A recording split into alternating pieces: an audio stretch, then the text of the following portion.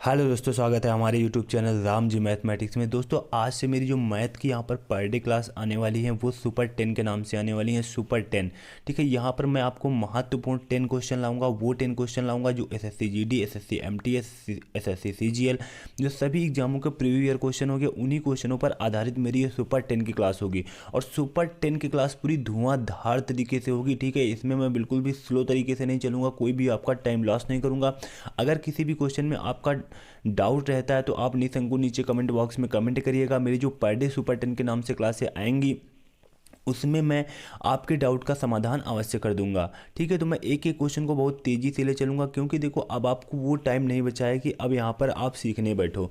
क्योंकि यार देखो इतना ज़्यादा कंपटीशन है ना, अगर अब आप सीखने बैठोगे तो ठीक है, सिलेक्शन आपका होने की बहुत कम संभावना है। ठीक है, अब आपकी तैयारी पूरी तरह से हो गई होगी और तैयारी में आपको सिर्फ मैं आपका रिवीजन कराऊंगा। रिवीजन कराने के तौर पर मैं आपको बस अपने सुपर 10 के माध्यम से ये कराना चाहता हूँ कि आपकी तैयारी में एक चार चांद लगवाना चाहता हूँ और उसमें बहुत ही आपकी मैथ में तेज़ी आ जाए, बहुत ही फास्ट तरीके से आप क्वेश्चन को सॉल्व कर पाओ। क्योंकि देखो टाइम सिर्फ 1 घंटे का है और 1 घंटे में आपको 80 क्वेश्चन करने हैं। आपको टाइम बहुत ही मैनेजमेंट करके चलना होगा।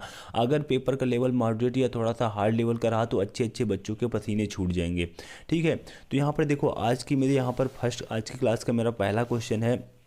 यहाँ पर देखो इसमें सबसे बड़ी भिन्न पूछा गया। यहाँ पर सुपर 10 के नाम से मैं बहुत ही एक एक क्वेश्चन सिलेक्टेड क्वेश्चन आपके लिए लेकर आऊँगा। जैसे कि यहाँ पर देखो बहुत ही प्यारा सा क्वेश्चन है, यहाँ पर सबसे बड़ी भिन्न बतानी है। अब सबसे बड़ी भिन्न बताने के लिए यहाँ पर देखो आपको क्या करना होगा। सबसे बड़ी भिन्न बताने के लिए इसका एक ही प्यारा सा तरीका होता है। सबसे पहले यहाँ पर अंश और हर के बीच का हम डिफरेंस देख लें। अंश और हर के बीच का अगर डिफरेंस समान है तो हमारा क्वेश्चन बहुत ही जल्दी हो जाएगा। यहाँ पर देखो 15 4 19 होता है और 23 यहाँ पर 6 29 होता है और यहाँ पर 17। यहाँ पर देखो अंश और हर का डिफरेंस समान नहीं, इसलिए हम क्वेश्चन को थोड़ा सा अलग तरीके से लगाना होगा। जैसे कि देखो मैं यहाँ पर आपको बता दूं, अंश को एज इट इज़ नोट कर लेना है। अंश को एज इट इज़ नोट कर लेना है और उसके बाद यहाँ पर देखो हर में यहाँ पर इनके बीच का डिफरेंस कितना है। नीचे इनके हर में देखो क्या लिखना है, इनके बीच का डिफरेंस लिखना है। डिफरेंस यहाँ पर कितने का है, 4 का है। उसके बाद देखो अंश को हम एज इट इज़ नोट कर लेंगे और हर में इनके बीच का डिफरेंस ही लिखेंगे। डिफरेंस हमारा देखो 6 का है। उसके बाद देखो हम हर अंश को ऐसे ही नोट कर लेते हैं और इनके बीच के डिफरेंस को हम यहाँ पर इनके बीच के डिफरेंस को लिखेंगे। तो डिफरेंस देखो कितने का है, 8 का है। उसके बाद यहाँ पर देखो 37 है और इनके बीच का डिफरेंस कितने का है, 9 3 12 का है। ठीक है, अब ये देखो इनके बीच का, यहाँ पर देखो जो इनके बीच का डिफरेंस था वो मैंने हर में बदल दिया। ठीक है, हर के स्थान पर मैंने क्या लिख दिया, बीच का डिफरेंस। बस इतना सा काम करना है, उसके बाद क्वेश्चन आपका धराशायी हो जाएगा। उसके बाद देखो यहाँ पर आपको नीचे के हर का एलसीएम ले लेना है। क्या लेना है, नीचे के हर का एलसीएम ले लेना है। अब नीचे का हर का एलसीएम कितना हो जाएगा, यहाँ पर देखो 12 8 6 24 है तो यहाँ पर 24 आपका एलसीएम हो जाएगा। अब पूरे हमें क्वेश्चन में 24 से गुणा करा देना है। कहोगे सर अब ये क्यों कर रहे हो, 24 से गुणा क्यों करा रहे हो? क्योंकि मैं पूरे देखो नीचे का हर समाप्त कर देना चाहता हूँ। नीचे का हर मैं समाप्त कर देना चाहता हूँ। जब नीचे का हर समाप्त हो जाएगा उसके बाद क्वेश्चन का आंसर आ जाएगा। अब 24 से देखो 15/4 में अगर हम 24 से गुणा कराएंगे तो यहाँ पर 4 से 24 कट जाएगा, 4 छंग 24 और 15 छक्के 90 हो जाएगा। ठीक है, 90 हो जाएगा। उसके बाद 23/6 लिखा हुआ है, उसमें 24 से हम यहाँ पर गुणा कराएंगे। देखो एक लाइन मैं अपनी बचा रहा हूँ, मैं एक लाइन बचा रहा हूँ, आप लोग पूरी लाइन बचाने की कोशिश करना कि एग्जाम में विदाउट पेन एंड पेपर के ही ऐसे क्वेश्चन कर सको। ठीक है, तो यहाँ पर देखो जब 24 से इसमें हम गुणा कराएंगे तो 6 से इसमें भाग देंगे, 6 चौको 24 और 23 यहाँ पर कितना आ जाएगा, 92 आ जाएगा। उसके बाद देखो यहाँ पर 24 से गुणा कराएंगे तो 8 3 24 70 3 51 आ जाएगा। उसके बाद 12 दूना 24 37 दूना 74 हो जाएगा। ठीक है, तो यहाँ पर देखो हमारा ये इतना आ चुका है। अब इसमें देखो सबसे बड़ी भिन्न बतानी है। जो वैल्यू हमारी सबसे बड़ी यही है तो इसका मतलब वही हमारी सबसे बड़ी भिन्न हो जाएगी। तो सबसे बड़ी वैल्यू इसमें कौन सी दिखाई दे रही है, सबसे बड़ी वैल्यू 92 दिखाई दे रही है। 92 हमारी कौन से नंबर पर, सेकेंड नंबर पर है। तो सेकेंड नंबर की भिन्न सबसे बड़ी हो जाएगी। सेकेंड नंबर की भिन्न सबसे बड़ी हो जाएगी। सेकेंड नंबर की भिन्न हमारी कौन है, 23/29। 23/29 विल बी राइट आंसर हो जाएगा। ठीक है, तो दोस्तों मेरा इसके बाद नेक्स्ट क्वेश्चन है। यहाँ पर देखो जो नेक्स्ट क्वेश्चन है हमारा समांतर माध्य का क्वेश्चन है। समांतर माध्य का देखो बहुत ही बढ़िया और प्यारा सा क्वेश्चन है। एक छोटा सा क्वेश्चन समांतर माध्य का माना जाता है। अगर यहाँ पर थोड़ा सा डिजिट आपकी बड़ी होती तो मैं इनका एक और तरीका बताता, लेकिन यहाँ पर मैं आपको जो समांतर माध्य का एक बेसिक सा तरीका होता है वही यहाँ पर मैं आपको बताने वाला हूँ। जैसे कि देखो यहाँ पर दिया हुआ है 5 8 7 6 9 और 12 3 8 9 का समांतर माध्य ज्ञात कीजिए। देखो यहाँ पर छोटी छोटी वैल्यू है तो समांतर माध्य का मतलब होता है टोटल संख्याओं का योग बटे संख्या। तो यहाँ पर देखो इनका हम योग कर लेंगे। योग करने के बाद जो हमारे टोटल नंबर्स हैं उनसे हम भाग दे देंगे। जैसे कि यहाँ पर देखो 8 5 13 13 7 20 20 6 26 26 और 9 होता है 35 और 35 और 12 हमारा होता है 47 47 3 50 8 58 58 और 9 कितना होता है 67 होता है। ठीक है, 67 और बटे हमारे टोटल नंबर्स कितने हैं 1 2 3 4 5 6 7 8 9। यहाँ पर 9 से भाग दे देंगे। यही हमारा समांतर माध्य का फार्मूला होता है, टोटल नंबर्स का योग बटे उनकी संख्या। उसके बाद यहाँ पर देखो भाग देंगे तो हमारा कितना आ जाएगा 9 7 63 होता है। यहाँ पर 4 बचा 9 चक्कू 36 होता है, 4 बचा 9 चक्कू 36 होता है। 7.44 विल बी राइट आंसर आ जाएगा, 7.44 विल बी राइट आंसर आ जाएगा। उसके बाद हमारा नेक्स्ट क्वेश्चन है। यहाँ पर देखो हमारा नेक्स्ट क्वेश्चन बहुत ही बढ़िया और प्यारा सा क्वेश्चन है। 5 क्रमागत सम संख्याओं का योग 5600 है तो तीसरी और पांचवी संख्या का योग ज्ञात कीजिए। ठीक है, 5 क्रमागत सम संख्याओं का योग 5600 है तो तीसरी और पांचवी संख्या का योग ज्ञात कीजिए। तो यहाँ पर आपको क्वेश्चन में काफ़ी डाउट हो रहा होगा सर कि ऐसा क्वेश्चन कैसे कि 5 क्रमागत सम संख्याओं का योग दे रखा है और तीसरी और पांचवी संख्या का योग पूछा है। तो आपको अगर पहले कोई तरीका नहीं आता है अच्छा सा तो आप कहोगे कि सर मैं इसको एक्स से लगाऊं तो आ सकता है। 5 क्रमागत हम संख्याएं मान लेते हैं, एक मान लेते हैं एक्स, एक मान लेते हैं x+2, एक मान लेते हैं x+4। ठीक है, उससे भी ये आपका क्वेश्चन आ जाएगा। ठीक है, उससे भी आपका ये क्वेश्चन आ जाएगा, लेकिन मैं आपको इसका एक बहुत ही बढ़िया और प्यारा सा तरीका बताऊंगा जिससे क्वेश्चन का आंसर सेकंडों में आएगा। जैसे कि 5 क्रमागत सम संख्याओं का योग दिया हुआ है, 5 क्रमागत सम संख्याओं का योग दिया हुआ है। अगर हम 5 संख्याओं का क्या निकाल लें, इनका एवरेज निकाल लें। एवरेज मतलब होता है औसत। ठीक है, औसत अगर हम इनका निकाल लें तो औसत देखो क्या हो जाएगा, योग बटे टोटल संख्या होती है तो 5600 बटे 5। अगर हम 5 से भाग दे देंगे इन्हीं 5 संख्याओं से तो हमारा एवरेज निकल के आ जाएगा। तो 5 एकम 5, 5 एकम 5, 5 दूनी 10 और 0, 1120 हमारा क्या आ गया, एवरेज आ गया। 1120 हमारा एवरेज आ गया। अब आप कहोगे सर एवरेज निकालने से क्या फ़ायदा मिला, अभी आपको पता चलेगा एवरेज निकालने से हमें क्या फ़ायदा मिला। जब भी देखो ये 5 क्रमागत संख्याएं हैं ना, 5 जब क्रमागत संख्याएं, क्रमागत का मतलब होते हैं संख्याएं हमारी बिल्कुल क्रम से चल रही हैं। ठीक है, जैसे कि 1 2 3 4 5 क्रमागत का मतलब ये। तो जब हमारी 5 क्रमागत सम संख्याएं हैं, अगर मैंने 5 क्रमागत सम संख्याओं का एवरेज निकाल लिया 1120, ये जो हमने 1120 एवरेज निकाला है ये हमारी क्या हो जाएगी, बीच वाली संख्या, मिडिल वाली संख्या हो जाएगी। एवरेज हमेशा मिडिल वाली संख्या होती है। जब भी आपसे कहा जाए कि 9 संख्याओं का एवरेज 10 है, ठीक है, तो वहाँ पर 10 आपकी मिडिल वाली संख्या हो जाएगी। 11 संख्याओं का एवरेज ये है तो वहाँ पर जो एवरेज होगा वो हमारी मिडिल वाली संख्या हो जाएगी। जैसे कि 5 संख्याओं का एवरेज हमारा 1120 है तो 1120 हमारी मिडिल वाली संख्या हो गई। और टोटल संख्या कितनी है 5, तो 2 संख्या इसके इधर होंगी और 2 संख्या इसके इधर होंगी। अब ये क्रमागत सम संख्याएं, अब क्रमागत सम संख्याएं तो आप लिखना जानते ही हो। अगर हमें क्रमागत सम संख्याएं लिखनी है तो इसके आगे मैं कितना लिख सकता हूँ, 1122 लिख सकता हूँ। ठीक है, अगली संख्या, उसके बाद यहाँ पर अगली संख्या हमारी कितनी हो जाएगी, 1124 हो जाएगी, 1124 हो जाएगी। अब इस तरफ वाली संख्या, ठीक है, ये मिडिल वाली संख्या है ना, तो इस तरफ वाली संख्या कितनी हो जाएंगी, 1118 हो जाएंगी और इस तरफ वाली संख्या 1116 हो जाएंगी। ठीक है, अब आपसे देखो पूछा क्या जा रहा है, तीसरी और पांचवी संख्या का योग ज्ञात कीजिए। तीसरी संख्या हमारी ये रही, पांचवी संख्या हमारी ये रही, इनका हमें योग ज्ञात करना है। जब इनका हमें योग ज्ञात करना है तो यहाँ पर देखो हम लिख लेते हैं 1120 और 1124, 1120 और 1124 को ऐड कर देंगे तो यहाँ पर 4 आ जाएगा, यहाँ पर 4 आ जाएगा, यहाँ पर 2, यहाँ पर 2। ठीक है, 2244, 2244 विल बी राइट आंसर हो जाएगा। ठीक है, 2244 विल बी राइट आंसर हो जाएगा। तो हमारा नेक्स्ट क्वेश्चन है, यहाँ पर देखो जो हमारा ये क्वेश्चन है प्रॉफिट एंड लॉस का, बहुत ही बढ़िया क्वेश्चन है, बहुत ही फेमस क्वेश्चन है। ऐसा क्वेश्चन एग्जाम में बहुत देखने को मिलता है। ठीक है, यहाँ पर देखो आज के सेशन में थोड़ा सा क्वेश्चन का हमारा लेवल लो है। उसके बाद आप ये मत कहना कि सर क्वेश्चन का लेवल यहाँ पर आपने लो रखा है। उसके बाद मेरी जो भी क्लास आएंगी उसमें लगातार वहाँ पर आपको लो क्वेश्चन भी मिलेंगे, मॉडरेट क्लास भी मिलेंगी, आपको हाई लेवल की भी क्लास मिलेंगी, सारे टाइप यहाँ पर आपको कराए जाएंगे। ठीक है, आपके साथ किसी भी प्रकार का कोई धोखा नहीं होगा कि वहाँ पर पेपर आपका मॉडरेट लेवल का आ जाए, हाई लेवल का आ जाए तो वहाँ पर आपको कि ये तो सर हमने कभी क्वेश्चन की आपने प्रैक्टिस कराई ही नहीं थी, आप मुझे लौट के आकर के कमेंट में ऐसा वैसा कहो। ठीक है, तो यहाँ पर देखो 24 वस्तुओं का क्रय मूल्य, 24 वस्तुओं का क्रय मूल्य, ऐसे क्वेश्चन को मैं एक ही तरीके से बताता हूँ, कभी कोई डाउट नहीं होगा। यहाँ पर बहुत से लोग यहाँ पर मतलब इस तरीके से भी बताया जाता है इस क्वेश्चन को, अगर क्रय मूल्य छोटा हो विक्रय मूल्य बड़ा हो, ठीक है, हमेशा डाउट बना रहता है। आप लोग एक लाइन लिख देना, उसके बाद डाउट समाप्त हो जाएगा।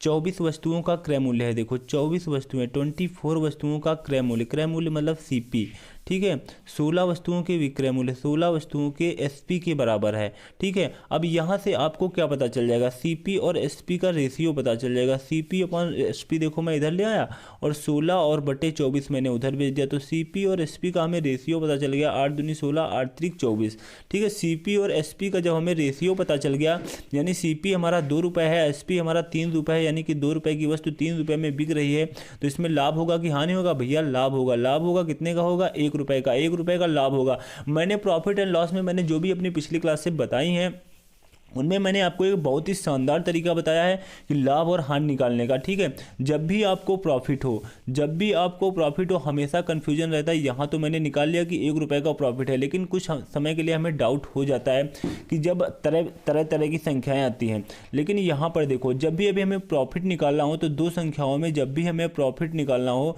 तो यहाँ पर जो ऊपर प्रॉफिट आएगा वो तो लिखेंगे और नीचे हम 2 लिखें या 3 लिखें, हमें ये कन्फ्यूजन होता है। तो नीचे हमेशा हमें छोटी वैल्यू लिखनी चाहिए, इन दोनों में छोटी वैल्यू। हमें अब ये नहीं देखना है, देखो यहाँ पर सीपीएसपी देखने में काफ़ी कन्फ्यूजन होता है, काफ़ी टाइम का लॉस हो जाता है। लेकिन जैसे ही हमें 2 संख्याओं में प्रॉफिट निकालना हो, ठीक है, ऊपर जो प्रॉफिट आ रहा है वो तो लिखे हुए और उसके बाद नीचे जो 2 वैल्यू में है छोटी वैल्यू है वो लिख दोगे। अगर हमें हानि हो रही है, ठीक है, लॉस हो रहा है, तो ऊपर जो लॉस हो रहा है वो तो लिखोगे ही डिफरेंस, उसके बाद नीचे हमें यहाँ पर जो 2 वैल्यू में बड़ी वैल्यू है वो हमें लिख देनी है, ठीक है। बस इतना ध्यान रखना है और यहाँ पर इंटू 100 कर देंगे। 100 करेंगे तो यहाँ पर कितना आ जाएगा, 50% आ जाएगा और 50% विल बी राइट आंसर हो जाएगा। उसके बाद देखो हमारा नेक्स्ट क्वेश्चन है, ये देखो क्वेश्चन परसेंटेज का बहुत ही बढ़िया और प्यारा सा क्वेश्चन है। देखो आज की क्लास में थोड़ा सा फिर भी स्लो लेवल पर लेके चल रहा हूँ, लेकिन अगले दिन की जो मेरी क्लास आएगी काफ़ी मैं तेज़ी के साथ चलूँगा, क्योंकि सुपर 10 की ताकत, सुपर 10 में आपको मैं उतनी अच्छी तरीके से यहाँ पर जितनी भी क्लासें आपको मिलने वाली हैं बहुत ही अच्छे लेवल से मिलने वाली है, बहुत ही हाई स्पीड में मिलने वाली। केवल आपकी स्पीड को मेनटेन रखने के लिए, आपकी स्पीड को और भी तेज़ कराने के लिए मैं ये सुपर 10 लेकर के आया हूँ।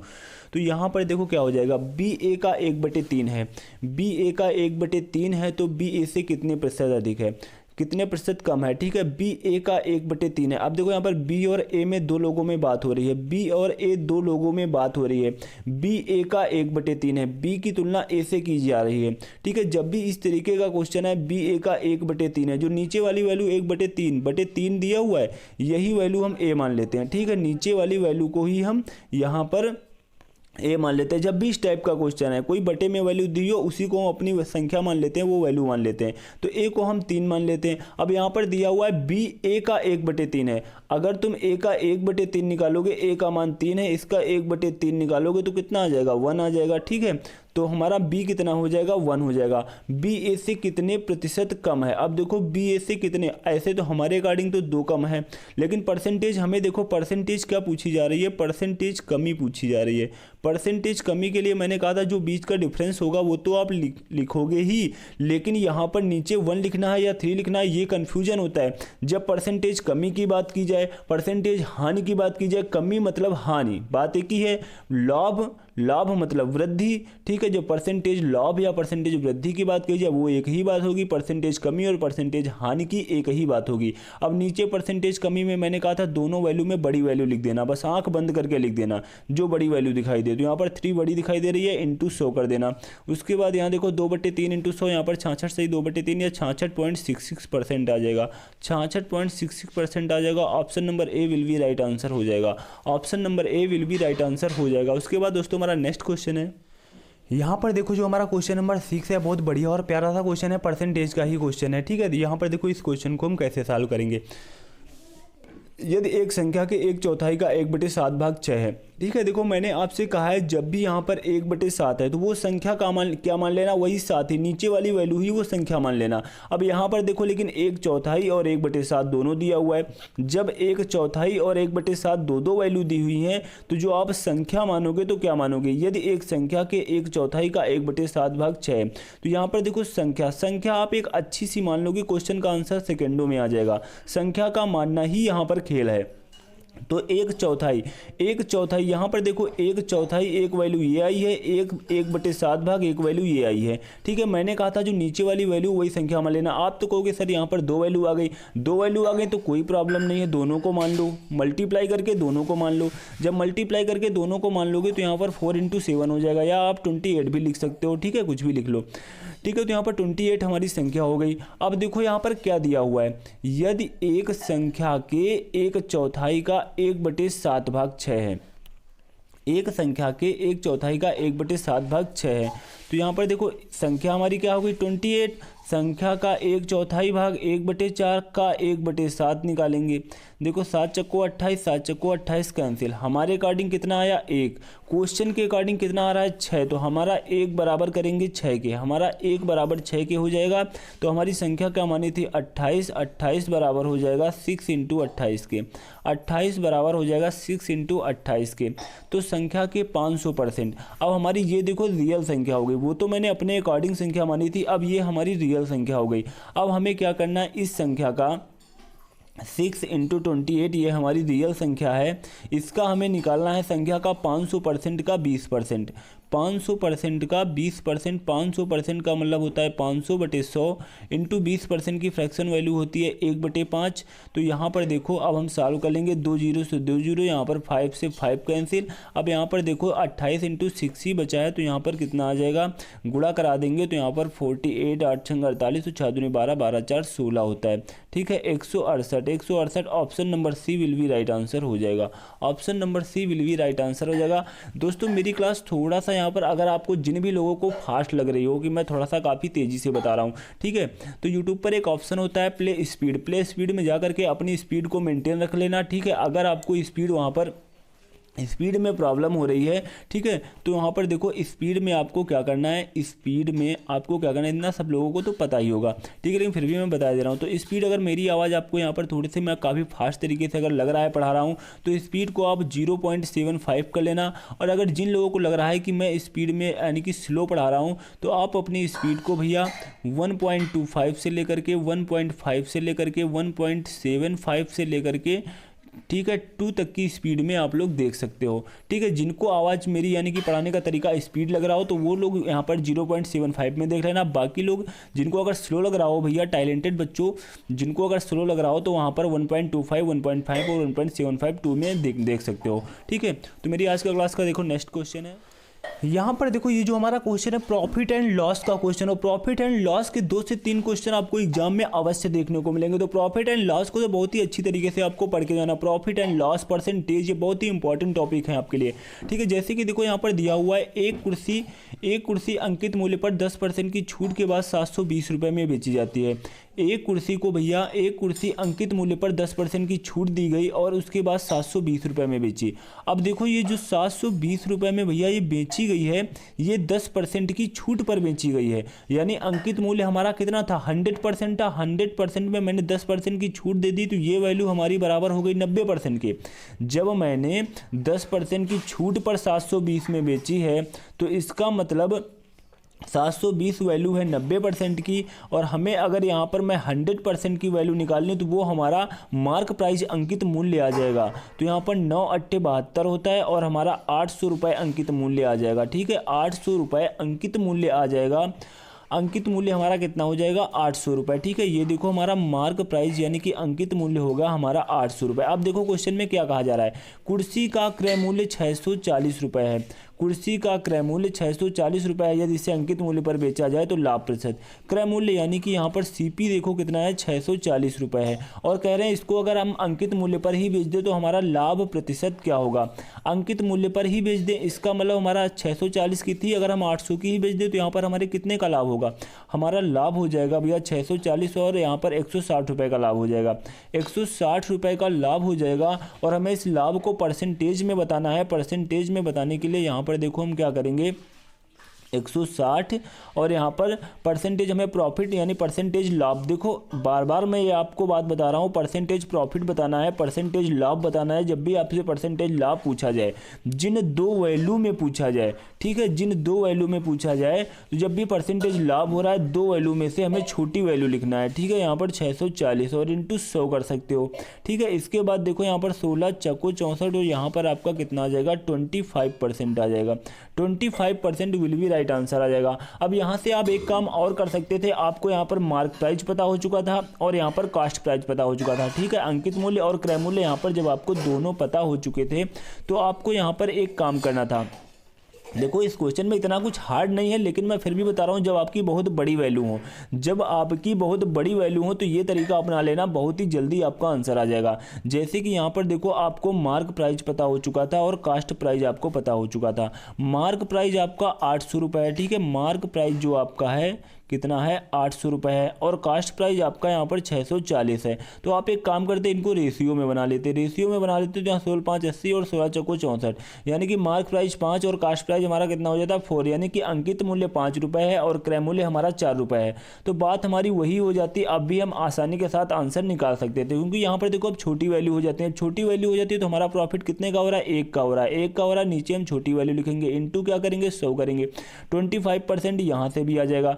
जो तरीका आपको सही लगे वो तरीका आप लोग ना लेना, ठीक है। तो मेरा नेक्स्ट क्वेश्चन है इसके बाद, यहाँ पर देखो नंबर सिस्टम का बहुत ही बढ़िया और प्यारा सा क्वेश्चन है। ऐसे क्वेश्चन की मैं एक क्लास भी ले चुका हूँ, अगर आप लोगों ने वो क्लास नहीं देखी है जा करके देख लेना। इस टाइप के जितने भी क्वेश्चन बनते हैं उन क्वेश्चनों को मैंने बिल्कुल वहाँ पर पानी पानी कर दिया। एक बार एक क्लास देख लेना, इस टाइप के जितने भी क्वेश्चन आते हैं, किसी भी प्रकार का कोई डाउट है बिल्कुल समाप्त हो जाएगा, ठीक है। तो देखो यहाँ पर आज के यहाँ पर क्वेश्चन की बात करते हैं। क्लास तो आप लोग देखने की इच्छा हो तो देख लेना, नहीं तो कोई बात नहीं, ठीक है। तो यहाँ पर देखो दिया हुआ है 1/1 into 7 plus 1/7 into 13 plus 1/13 into 19 plus 1/55 into 61 दिया हुआ है। मैंने ऐसे क्वेश्चन में हमेशा यानी कि जितनी भी मेरी क्लासें आती रही हैं अभी तक, मैंने यहाँ बीच में ये क्वेश्चन डाला है, ठीक है। अपना एक क्वेश्चन इंक्लूड कर रखा है, ठीक है। उन क्लासों में मैं बताते आया हूँ, ठीक है। देखो मैंने क्या बताया है ऐसे क्वेश्चन में कि जब भी यहाँ पर सबसे पहले ये क्वेश्चन आए तो इस क्वेश्चन को आपको एक काम करना है, नीचे का यहाँ पर डिफरेंस देखना है। 1 इंटू 7 जो हमारा लिखा हुआ है इनका हम डिफरेंस देखेंगे, यहाँ पर 6 का है। 7 इंटू 13 यहाँ पर लिखा हुआ है, इनके बीच का डिफरेंस देखेंगे 6 का है। 13 इंटू 19 लिखा हुआ है, इनके बीच का डिफरेंस 6 का है, इनके बीच का डिफरेंस यहाँ पर 6 का है। जब इनके बीच का हमें डिफरेंस 6 का है और नीचे जो डिफरेंस है ऊपर वही वैल्यू होनी चाहिए, ये कंपलसरी है। नीचे जो डिफरेंस है ऊपर वही वैल्यू होनी चाहिए। अगर ऊपर वो वैल्यू नहीं है तो क्वेश्चन को आप सॉल्व नहीं कर सकते हो। तो कहोगे सर हम कैसे सॉल्व करें, ऊपर तो वही वैल्यू नहीं है, नीचे सब में डिफरेंस 6 है, ऊपर तो 1 है। अरे भैया ऊपर 1 है तो हम ऊपर 6 बना लेंगे, ठीक है। ऊपर 6 बनाने का मतलब क्या रहा, हम ऊपर नीचे 6 से गुणा करा देंगे, ऊपर नीचे हम 6 से गुणा करा देंगे। जब ऊपर नीचे देखो हम 6 से गुणा कराएंगे, यहाँ पर थोड़ा सा मैं देखो आपका टाइम लूंगा, जिससे कि ये क्वेश्चन में किसी भी प्रकार का डाउट है वो डाउट आपका दूर हो जाए। जैसे कि यहाँ पर देखो ऊपर भी हम 6 से गुणा करा रहा हूँ और नीचे भी यहाँ पर मैं 6 से गुणा करा रहा हूँ। अब यहाँ पर एक बार मैं क्वेश्चन को नोट कर लेता हूँ, उसके बाद मैं आपको डायरेक्ट बता दूंगा कैसे ये क्वेश्चन लगता है, जिससे किसी भी प्रकार का कोई डाउट ना रहे, ठीक है। तो यहाँ पर देखो डॉट डॉट मैं डायरेक्ट यहाँ पर लिख देता हूँ, पूरा नोट नहीं कर रहा हूँ। क्वेश्चन 61, ठीक है। तो यहाँ पर देखो ये हमारा इतना आ जाएगा। उसके बाद देखो हमें क्या करना है, अब नीचे वाले 6 को मुझे नहीं टच करना है, नीचे वाला 6 ऐसे ही लिख लेना है और ऊपर वाले 6 से अंदर मल्टीप्लाई करा देना है, ऊपर वाले 6 से अंदर मल्टीप्लाई करा देना है। तो यहाँ पर देखो कितना आ जाएगा, ऊपर वाले 6 से मल्टीप्लाई कराएंगे, प्रत्येक संख्या में मल्टीप्लाई हो जाएगा। तो यहाँ पर 6/7 इंटू 13 आ जाएगा। उसके बाद यहाँ पर देखो प्लस हो जाएगा और प्लस हमारा यहाँ पर डायरेक्ट हमारा ये आ जाएगा, तो 6/55 इंटू 61 आ जाएगा, ठीक है।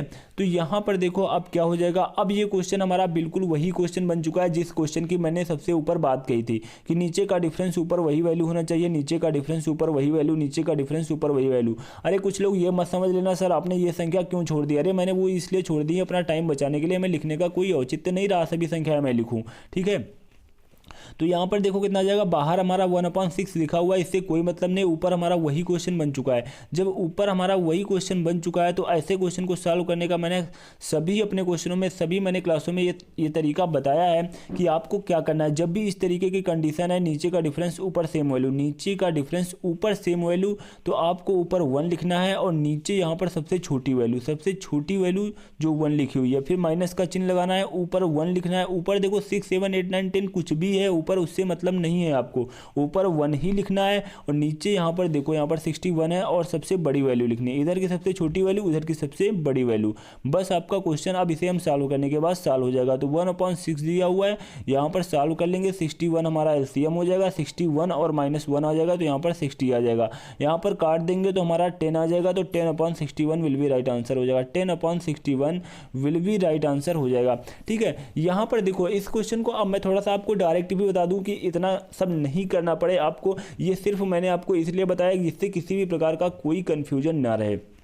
नहीं, इतना सब लिखने की कोई आवश्यकता नहीं है, एक बार इस कॉन्सेप्ट को आप लोग पकड़ लेना, उसके बाद ये आपकी 2 लाइनें हैं, दोनों लाइनें आपकी क्या हो जाएंगी, गायब हो जाएंगी।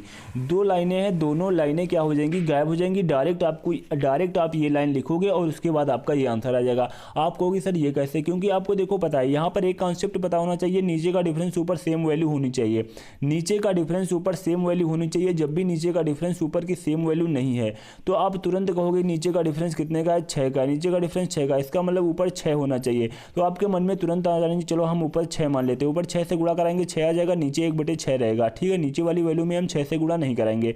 ठीक है, तो आपके मन में तुरंत आ जाएगा यहाँ पर 6 है, यहाँ पर 6 है, यहाँ पर 6 है। ठीक है, तो उसके बाद देखो 1/6 आपने मान लिया नीचे है, ऊपर मैंने 6 से गुणा करा दिया। अब उसके बाद आपके मन में ही ये वाली लाइन आ जानी चाहिए, ये वाली लाइन आपके मन में आ जानी चाहिए, आपको कुछ भी नोट करने की कोई आवश्यकता नहीं है। उसके बाद जब मन में आपकी ये बात आ जाएगी तो यहाँ पर आप डायरेक्ट इतना तो सोच ही सकते हो, 1/1 -1 ये बड़ी वैल्यू लिखनी है, बस उसके बाद सॉल्व करना है, आपका आंसर आ जाएगा। ठीक है, तो उसके बाद देखो हमारा नेक्स्ट क्वेश्चन है, उसके बाद देखो हमारा ये बॉड मास का क्वेश्चन है। बॉड मास का क्वेश्चन एक तो 100% आएगा। ठीक है, तो मेरी हर क्लास में आपको एक बॉड मास का क्वेश्चन अवश्य देखने को मिलेगा। जैसे कि देखो यहाँ पर लिखा हुआ है 4/8। सबसे पहले बॉड मास में आपको क्या करना होता है, बॉड मास का आपको रूल आना चाहिए। बॉड मास में सबसे पहले बार को हल करना होता है, उसके बाद डिवाइड, बार के बाद आपको भाग को। ठीक है, सबसे पहले आपको जो ये बार चिन्ह होता है इसको सॉल्व करना होता है, उसके बाद जो आपका ऑफ होता है उसको सॉल्व करना होता है, उसके बाद आपको डिवाइड को सॉल्व करना होता है, उसके बाद आपका मल्टीप्लाई को सॉल्व करना होता है, उसके बाद आपको प्लस को सॉल्व करना होता है, फिर माइनस को सॉल्व करना होता है। तो यहाँ पर सबसे पहले जो हमारा देखो ब्रैकेट दिया हुआ है तो ब्रैकेट को सॉल्व कर लेते हैं। तो यहाँ पर देखो क्या हो जाएगा, यहाँ पर कोई बार तो दिया नहीं है, जब बार नहीं दिया हुआ है तो सबसे पहले हम ब्रैकेट को पकड़ेंगे। ठीक है, सबसे पहले हम ब्रैकेट को पकड़ेंगे। तो यहाँ पर देखो 4/8 दिया हुआ है और यहाँ पर क्या हो जाएगा, जब ब्रैकेट के अंदर को सॉल्व करेंगे तो यहाँ पर 6 हमारा एलसीएम हो जाएगा, 3 - 2 आ जाएगा, तो 1/6 हमारा ये ब्रैकेट के अंदर आ जाएगा, इंटू यहाँ पर 4/6 दिया हुआ है। अब देखो मैंने आपसे कहा है कि यहाँ पर किसका नंबर है, गुणा से पहले यहाँ पर भाग का नंबर होता है, तो यहाँ पर भाग की डिजिट को हम सबसे पहले सॉल्व करेंगे। जब हमें 1/6 से भाग देना होगा तो ये हमारी पलट जाएगी, तो 6/1 आ जाएगा, और यहाँ पर 4/6 दिया हुआ है। तो यहाँ पर अब देखो ये मल्टीप्लाई में होगी, कोई प्रॉब्लम नहीं है, नहीं तो सबसे पहले मुझे इसको सॉल्व करना होता। इसको सॉल्व करते तो यहाँ पर देखो हमारा कितना आ जाएगा, 4 दूनी 8 हमारा ये हो जाएगा, और उसके बाद 6 से हमारा 6 ये कट जाएगा, 2 से हमारा 2 ये कट जाएगा। ठीक है, तो यहाँ पर 2 विल बी राइट आंसर हो जाएगा, 2 विल बी राइट आंसर हो जाएगा। उसके बाद देखो हमारा नेक्स्ट क्वेश्चन है, यहाँ पर देखो हमारा एलसीएम का क्वेश्चन है। एलसीएम का क्वेश्चन बहुत ही बढ़िया और प्यारा सा क्वेश्चन है। ऐसा क्वेश्चन जब भी एलसीएम का आता है तो आप लोग देख करके ही डर जाते हो। ठीक है, देखो अब इतना टाइम नहीं रहा, मैं आपको टॉपिक वाइज जब भी एलसीएम की क्लास अगर ले लेता तो आपको वाकई मजा आ जाता है। एलसीएम का किसी भी प्रकार का कोई क्वेश्चन आता तो पानी पानी कर देता। ठीक है, लेकिन आप लोग को टेंशन लेने की कोई आवश्यकता नहीं, मेरी हर क्लास में एक एलसीएम का क्वेश्चन मिलेगा, और जो लोग हर मेरी प्रत्येक दिन क्लास ले रहे हैं उनको मैं एलसीएम के सारे कॉन्सेप्ट अपनी क्लासों में ही समझा दूंगा। ठीक है, जैसे कि देखो यहाँ पर मैं आपको जो कॉन्सेप्ट बताऊंगा बहुत ही बेहतरीन और लाजवाब कॉन्सेप्ट बताऊंगा। जैसे कि देखो हमारा ये क्वेश्चन दिया हुआ है, इस क्वेश्चन का सबसे पहला तरीका तो ये होता है कि इनको हम सही रूप में थोड़ा सा लिख लें, इनके हम पॉइंट जो हमें डर लग रहा है उनके मैं पॉइंट हटा दूं। जैसे कि यहाँ पर 60 लिखा हुआ है, देखो बटे मैं 100 लिख सकता हूँ, क्योंकि यहाँ पर देखो 2 अंक पर दशमलव है, नीचे दो जीरो लग जाएंगे। और यहाँ पर देखो 09 लिखा हुआ है, तो यहाँ पर भी मैं नीचे 100 लिख सकता हूँ, क्योंकि जब मैं दशमलव हटाऊंगा। यहाँ पर देखो 036 लिखा हुआ है, यहाँ पर मैं दशमलव हटाऊंगा तो नीचे हमारा 1000 आ जाएगा। ठीक है, 1000 आ जाएगा। यहाँ पर देखो 084 लिखा हुआ है, तो यहाँ पर कितना आ जाएगा, यहाँ पर हमारा 1000 आ जाएगा, यहाँ पर हमारा 1000 आ जाएगा। अब देखो एलसीएम में आपको क्या बताया जाता है। एलसीएम में आपको एक बात बताई जाती है, जब भी यहाँ पर बटे वाली वैल्यू होती है, फ्रैक्शनल वैल्यू होती है, उनमें एलसीएम को एक बात बताई जाती है कि अगर आपको एलसीएम लेना है या एचसीएफ लेना है। अगर आपको एलसीएम लेना है तो ऊपर वाली वैल्यू का एलसीएम और नीचे वाली वैल्यू का एचसीएफ। अगर आपको यहाँ पर एचसीएफ निकालना होता तो ऊपर वाली वैल्यू का एचसीएफ निकालते और नीचे वाली वैल्यू का हम एलसीएम निकालते हैं। तो यहाँ पर हमें देखो निकालना क्या है, यहाँ पर हमें निकालना है एलसीएम।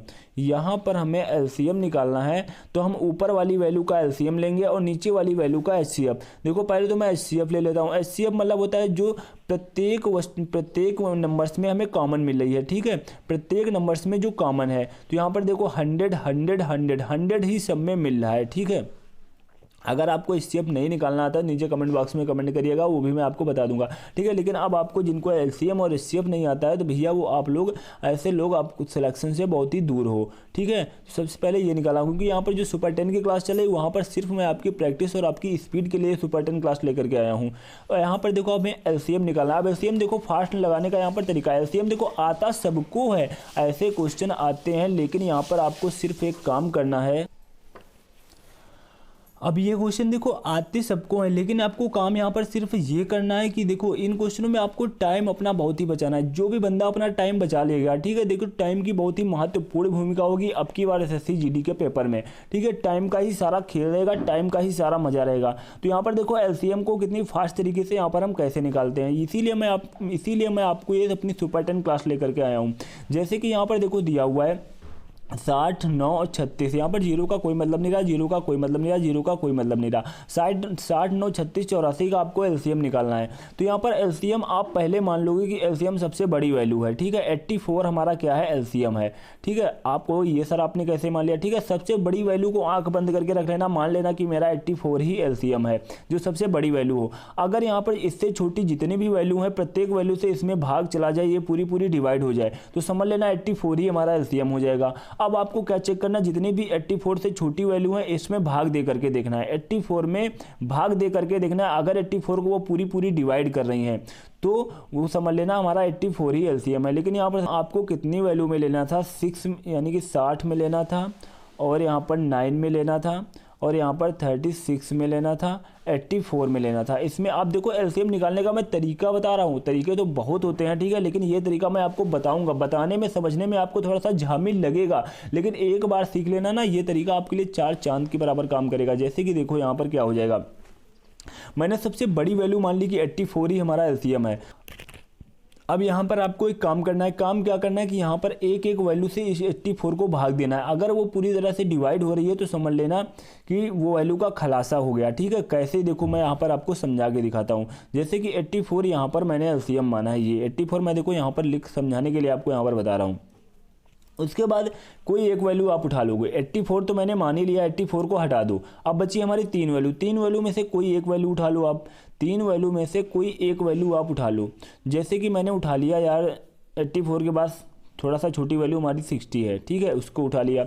अब 60 को आप क्या करना है, इसमें भाग देना है। भाग के हमारा पूरा चला जाएगा। अगर भाग यहाँ पर पूरा चला जाता तो 60 का काम खत्म हो जाता, ठीक है, 60 का काम खत्म हो जाता। अभी कुछ कम समझ में आ रहा होगा, लेकिन मैं यहाँ पर जब पूरा यहाँ पर समझा दूंगा उसके बाद एक गहनता से आप अच्छी तरीके से इस क्वेश्चन को समझना। वाकई में ये तरीका आपके लिए बहुत ही प्रॉफिट करेगा। जैसे कि यहाँ पर देखो अब ये पूरा तो जा नहीं रहा है, तो इसको हम काट लेंगे। यहाँ पर कितना बचा 4, और यहाँ पर 2 बचा, और यहाँ पर कितना बचा, 30 बचा। यहाँ पर देखो 3 से काट लेते हैं, 3 एकम 3, 3 चौको 12, और 3 दहम 30 बचा। उसके बाद 2 से काट देते हैं 7, और यहाँ पर कितना बचा 5, ठीक है। अब देखो ये पूरा नहीं कट रहा है, यानी कि देखो मेरा उद्देश्य ये होता है 64 को मैं जिस भी संख्या से भाग दूंगा पूरी डिवाइड हो जाए, नीचे की संख्या हमारी पूरी इसको डिवाइड कर दे। अब यहाँ पर ये 5 हमारा नीचे बच गया है। क्या बच गया है, नीचे हमारा 5 बच गया। नीचे हमारा कुछ भी नहीं बचना चाहिए था, 1 बचना चाहिए था। लेकिन जब हमारा 5 बच गया भैया, 1 नहीं बचा, यानी पूरी नहीं कटी है, तो इस 5 को यहाँ पर ऊपर हम और ले लेंगे। इस 5 को हम यहाँ पर ऊपर और ले लेंगे। जो हमारा 5 नीचे बच गया है। उसके बाद अब एलसीएम देखो हमारा क्या हो गया है, मैंने क्या माना था 84 माना था, लेकिन अब हमारा 5 और बढ़ चुका है, 5 हमारा बढ़ चुका है और हमने यहाँ पर 60 से भाग दिया था, वो पूरा पूरा नहीं डिवाइड कर पाए, नीचे 5 बचा था, इसलिए यहाँ पर देखो नीचे 5 बचा हुआ था और मैंने वो 5 84 के साथ लगा दिया है। अब जो मैं चेक करूँगा अपने नेक्स्ट वैल्यू, उसमें 84 × 5 के साथ चेक करूँगा, 84 × 5 के साथ चेक करूँगा। अब यहाँ पर देखो मैंने 60 को लिया था, 60 को काट दिया। अब उसके बाद देखो यहाँ पर हम 36 से भाग देंगे, किससे से भाग देंगे, यहाँ पर 36 से भाग देंगे। अब यहाँ पर देखो इसको मैं अगर 36 से भाग दूँ तो यहाँ पर कितना हो जाएगा, कट जाएगा, 6 कम 6 2, 6 चौको 24 हो जाएगा, 6 रंग 36 हो जाएगा, ठीक है, 6 रंग 36 हो जाएगा।